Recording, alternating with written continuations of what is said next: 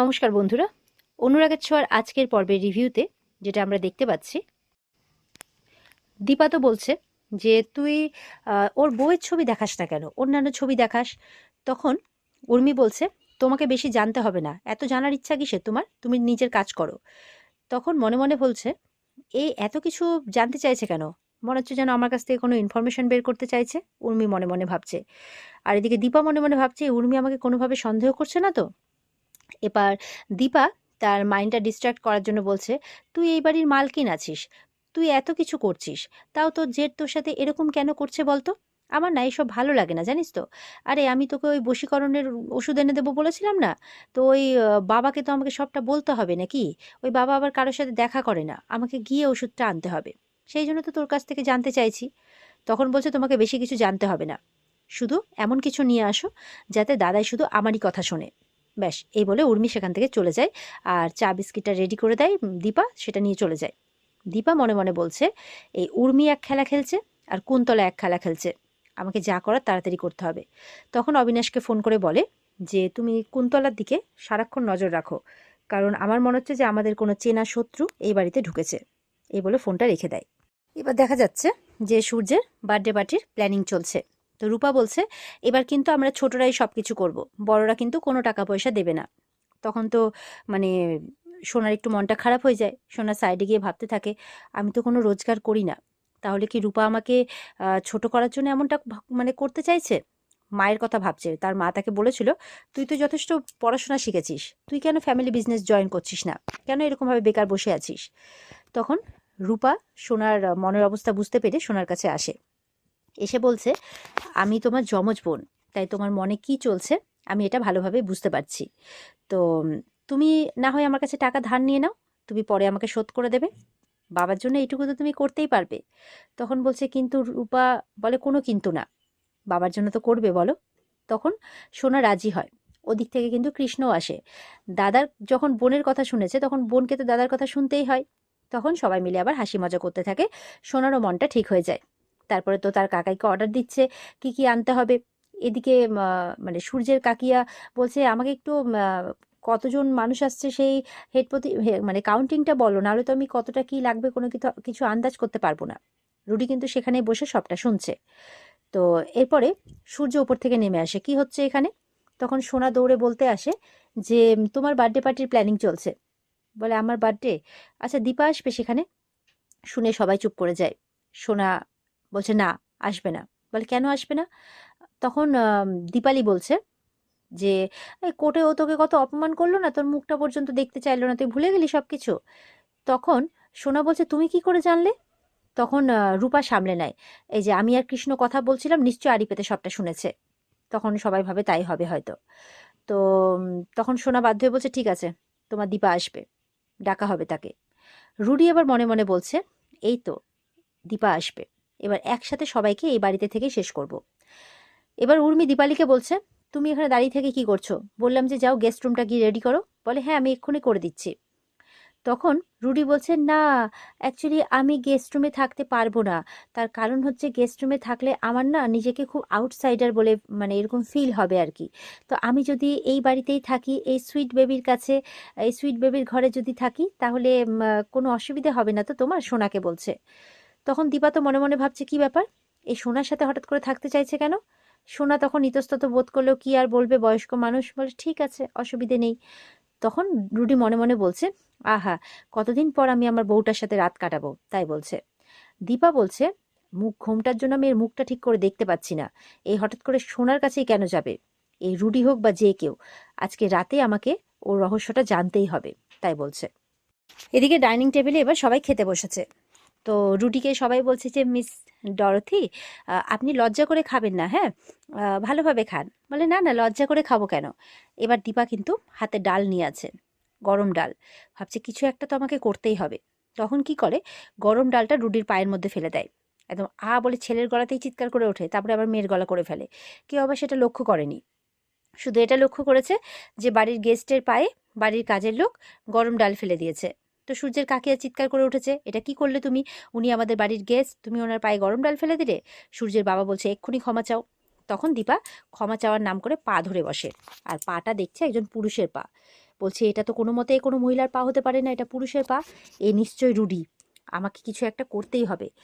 তখন উঠে দাঁড়িয়ে ভাবতে থাকে। তখন উর্মি বলছে, দীপালি তুমি কি ভাবছো, সবাইকে খেতে দাও। তখন কিন্তু সবাইকে খেতে দিচ্ছে। তো এবার সূর্যের কাকিয়া বলছে যে আপনি ভালো মতো খান, হ্যাঁ, আর আমি কোনো অয়েনমেন্ট মানে আপনাকে ওষুধ এনে দিচ্ছি, তো আপনি মানে ওই অয়েনমেন্টটা লাগিয়ে নেবেন পায়ে, তাহলে আপনার জ্বালা পোড়াটা কমে যাবে।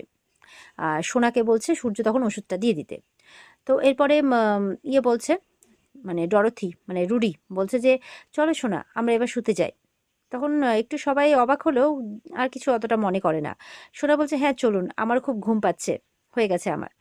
তখন দীপালি বলছে যে কি করি এখন, এ তো সোনার সাথে যেতে চাইছে, আমি তো ডাল ফেলেও দেখছি কিছু হলো না, কিছু করতে পারলাম না, কি করি।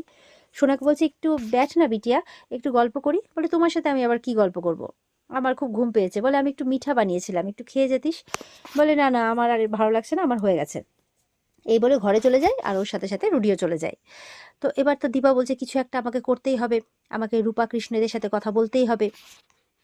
এদিকে রূপা আর কৃষ্ণ ঘরে আছে। কৃষ্ণ তো রূপার সাথে কথা বলছে না। রূপা বলছে তুমি আমার সাথে কথা বলবে না, এখনো রাগ করে থাকবে। বলে দেখো আমি এখানে কিন্তু তোমার জন্য আসিনি, বোনের কথা রাখতে এসেছি, মায়ের জন্য এসেছি, বিরক্ত করো না। তখন বলছে এটা তোমার অভিমানের কথা, প্লিজ রাগ করো না। বলে দেখো ডরথি যেই গেস্ট রুমে থাকেনি, আমি চাইলেই কিন্তু গেস্ট রুমে থাকতে পারতাম, কিন্তু তাতে তোমাকে অনেক প্রশ্নের মুখোমুখি হতে হতো। তখন কিন্তু রূপা গিয়ে কান ধরছে, উঠবাস করছে, বলে এসব কি করছো। তখন কৃষ্ণকে মানানোর জন্য সোনা কিন্তু গান ধরে, আর অনেক মানে অনেক রকমের অনেক কিছু করছে যাতে কৃষ্ণ মেনে যায়। এরপরে দেখা যাচ্ছে যে দরজা নক করছে তার মা। তখন দরজা খোলে, বলে মা তুমি। বলে হ্যাঁ, আমার মনে হচ্ছে ওই ডরথি রুডি। তখন বলছে কি বলছো। বলে হ্যাঁ, মায়ের মন আমার, আমি ভুল করব না। আর ও এখন সোনার ঘরে আছে। কৃষ্ণ বলছে হ্যাঁ তাহলে তো ও সোনার ঘরে গেছে। বলে আমার কাছে একটা প্ল্যান আছে, কিছু একটা করতে হবে। এবার ওদিকে রুডি কিন্তু বিছানার মধ্যে উঠে একদম সোনাকে সমানে দেখে যাচ্ছে। সোনা কিন্তু খুব অস্বস্তিতে পড়েছে। তখন উঠে যায়। বলে তখন সোনার হাত ধরে নেয়। কি হয়েছে বিটিয়া, কি হয়েছে তোর, খুব অসুবিধে হচ্ছে তাই না, আমি আছি তোর সাথে। বলে না না আমার আসলে একটু অস্বস্তি হচ্ছে। বলে ঠিক আছে আমি তাহলে গেস্ট রুমে চলে যাচ্ছি। বলে না না ঠিক আছে কোনো অসুবিধে নেই। বলে তুই শো শো, আমি তোর মাথায় হাত বুলিয়ে দিচ্ছি, তুই শো। এবার সোনা শুয়েছে আর সোনার মাথায় হাত বুলিয়ে দিচ্ছে খুব বাজেভাবে, যেটা সোনা কিন্তু একদম বিরক্তি বোধ করছে, সোনার ভালো লাগছে না। আর ওদিকে মানে সোনার মা দীপা বলছে রূপাদেরকে কিরে যা তোর অভিনয় শুরু কর। তখন রূপা আর কৃষ্ণ মিলে কিন্তু খুব জোরে জোরে ঝগড়া করার, জিনিসপত্রে বাড়ি মারার অভিনয় শুরু করে দিয়েছে। আর এটা শুনে কিন্তু সোনা ওদিকে উঠে পড়ে, কি ব্যাপার এদের মধ্যে আবার কি হলো। তখন রেগে মেগে সোনা কিন্তু মানে রূপা বলছে আমি থাকবো না তোমার সাথে, থাকবো না, তুমি আমাকে ক্ষমা করতে পারবে না। কৃষ্ণ বলছে আমার কোনো মান সম্মান নাই নাকি, আমি পারবো না তোমার সাথে থাকতে, এরকম ভাবে শুরু করেছে। এবার রূপা কি করে, সোনার ঘরে চলে যায়। ছুটি দরজা খোলো, দরজা খোলে বলে রূপার সাথে মানে কৃষ্ণের সাথে আমার খুব বাজে ঝগড়া হয়েছে, আমি থাকবো না ওর সাথে, আমি এখানে তোমার সাথে থাকবো। রুডি রুডি মানে অবাক হয়ে দেখছে কি হলো, ওর তো চালটা ভেস্তে গেল, তাই ভাবছে আর কি। কৃষ্ণও তখন আসে। এবার এসে সোনার ঘরে দুজন মিলে ঝগড়াঝাটি শুরু করে দেয়। তখন দীপা এসছে, এই তোরা স্বামী স্ত্রীতে এত ঝগড়া করছিস কেন বলতো, স্বামী স্ত্রীতে এইভাবে আলাদা থাকতে হয় নাকি, তাহলে সব কিছু আধুরা থেকে যায়, এভাবে বলছে। আর মনে মনে বলছে যে এইভাবে আমি আর ডাক্তারবাবু আলাদা হওয়ার জন্য আমাদের আমাদের অনেক কিছু অধরা থেকে গেছে, মানে এইভাবে বলছে আর কি। তখন মনে মনে বলছে যে আমাকে এক্ষুনি ডাক্তারবাবুকে ডাকতে হবে। তখন ডাকবে কি তার আগে সূর্য চলে আসে। বলে কি হচ্ছে এখানে, কি হচ্ছে সোনামা, তুই ঠিক আছিস তো, কি এ তোকে মানে ইয়ে করছে, এ তোকে বিরক্ত করছে নাকি, রুডির কথা বলছে, এ তোকে বিরক্ত করছে দাঁড়া। এই বলে ডরথি সেজে আছে তাকেই মারতে যাচ্ছে, এই এই বেরোন আপনি এখান থেকে, বেরোন তো বেরোন তো। ওদিকে ভয়ে বিছানার থেকে নেমে পড়েছে, নেমে রূপ মানে দীপা কিন্তু একটা ধাক্কা দেয় মানে ডরথিকে, আর ডরথি গিয়ে পড়ে একদম কৃষ্ণের কাছে। কৃষ্ণ তো খুব সন্দেহ হচ্ছে দেখে, এবার চুলটা কিন্তু একটু খুলে গেছে, রুডি বারবার করে চেপে চুলটাকে ঠিক করছে আর ভয় পেয়ে গেছে একদম। তখন কৃষ্ণ কিন্তু চুলটা উঠিয়ে খুলতে যাবে কি, সূর্য বলছে এই এই তুমি কি করছো এখানে, মানে সূর্য মাঝখানে ভুলে গেছে যে ও যে নির্দোষ প্রমাণিত হয়েছে কৃষ্ণ সেটা ভুলে গেছে। এই তুমি আমার মেয়ের ঘরে কি করছো, কি করছো, কি করছো আমার মেয়ের ঘরে। বলে স্যার স্যার আমি কিছু করিনি, এ বলে কৃষ্ণকে আবার মারতে শুরু করে দেয়। তখন মানে সোনা দীপা সবাই সামলাচ্ছে। দীপা বলছে আরে ও তো নির্দোষ প্রমাণিত হলো কোর্টে, তুই কি সব ভুলে গেলি নাকি। তখন সোনাও বলছে হ্যাঁ বাবা ও তো কিছু করেনি, ও ইনোসেন্ট। বলে ও তাই না। তখন সূর্য সব কিছু মনে পড়ে, বলে ও তাই তো, ও তো নির্দোষ, ও তো কিছু করেনি, ও তো খুব ভালো ছেলে। বাবা সরি, তোমার কিছু কোথাও লাগেনি তো, এইভাবে বলছে। কৃষ্ণ তখন চুপচাপ আছে, বেচারা কি আর করবে, শুধু শুধু মারই খায়। তখন মানে দীপা কিন্তু মুখটা দেখার খুব চেষ্টা করছে, বলছে যে এই যে বুদ্ধি অরাত, আপনি যান না, আপনি বরঞ্চ গেস্ট রুমেই থাকুন, এখানে থাকতে হবে না আপনাকে। ওরা দুই বোন একসাথে থাকবে, সময় স্পেন্ড করবে, দুজন দুজনের মনের কথা বলবে, বুঝতেই তো পারছেন, আপনি বরঞ্চ গেস্ট রুমে চলুন চলুন। আর ও কিন্তু চুপচাপ দাঁড়িয়ে আছে। ও তো ভাবতেও পারেনি যে চালটা ভেস্তে যাবে, ওকে গেস্ট রুমে গিয়েই থাকতে হবে। অত দূর থেকে তো কারোর উপর নজর রাখতে পারবে না, শয়তানিটা করবে কি করে।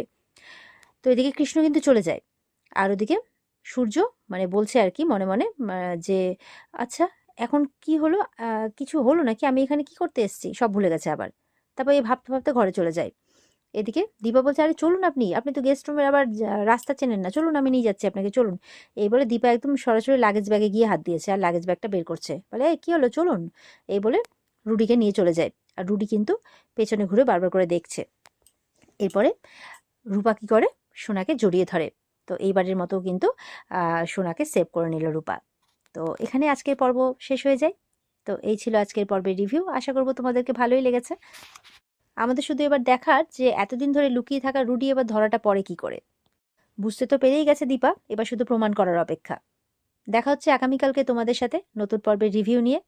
আজকের পর্বের বিস্তারিত দেখতে স্টার জলসার পর্দায় চোখ রাখবে। দেখা হবে তোমাদের সাথে। আর তোমাদের জন্যই তো পর্বটা দেওয়া, তাই একটু বেশি বেশি করে দেখো পর্বকে, আর আমাদের চ্যানেলকে সাবস্ক্রাইব করো। ভালো থেকো সবাই। টাটা।